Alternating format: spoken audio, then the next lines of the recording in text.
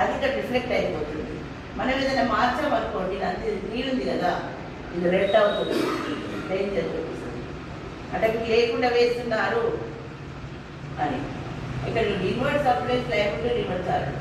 మనం అక్కడ రివర్స్లో ఏమన్నా వేస్తే ఇక్కడ వేసేసుకోవచ్చు మళ్ళీ రివర్స్. అప్పుడు రెడ్ చూపిస్తుంది.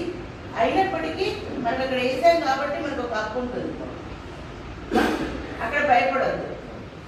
కానీ మనం ఇక్కడ వేసేటప్పుడే all other idea input service reverse అయ్యేది ఇది మనకి లేవు కదా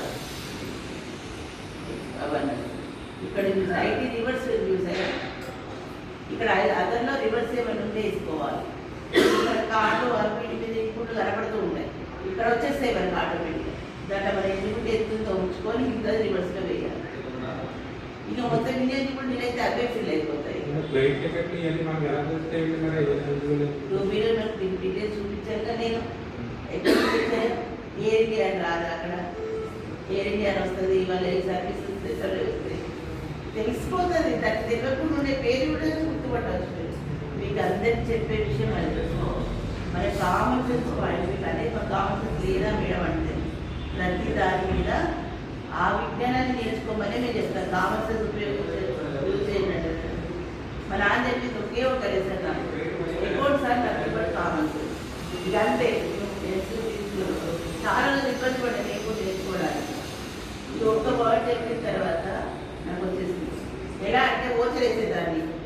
నాకు ఏం తెలుసు, రమణకు 40,000 ఇవ్వాలి మనం, నేను వేయగానే 60,000 ఇవ్వాలి.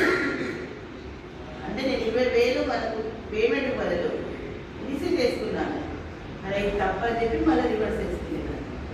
చేసుకునే కరెక్ట్ అప్పుడు కరెక్ట్ అయిన తర్వాత మళ్ళీ ఓచర్ ఓపెన్ చేసుకునేదాన్ని. ఏది డెబిట్ ఉంది, ఏది సైడ్ ఉంది, ఎందుకు ఉంది ఇలా నేర్చుకుంటాను. అర్థమైంది?